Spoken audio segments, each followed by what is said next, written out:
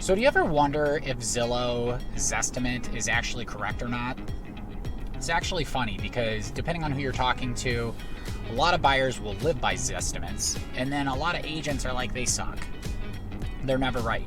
Funny thing is, sometimes they are right. Sometimes they're dead on, sometimes they're way off, and sometimes, well, way off as in too high or too low. The worst thing that you can do is just truly trust a Zestimate and think that it's the end-all be-all of pricing. The algorithm doesn't look at the age of home a lot of times. It doesn't look at the interior of the home. It's just doing a general average of your area. Give you an example of my area.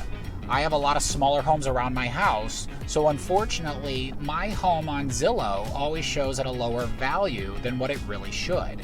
Secondly, if you live in an area where you might have a smaller home, or let's just say a POS home, if you can imagine what that means, and you have all these beautiful houses around you, all of a sudden, the Zestimate might show your house is worth more. So the one thing you don't want to do is just rely on a Zestimate thinking that that is the price. There are certain things that people can look at. Best would be appraisers or real estate agents, and not all real estate agents, because most of them don't even understand pricing as it is, and sorry to say that, but if you look at some of the way that people list homes, I scratch my head. Sometimes I think they look at the Zestimate.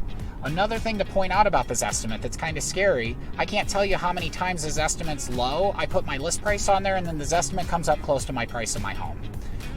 Good for me if I have buyers out there looking at Zestimate as the way of the world in terms of pricing.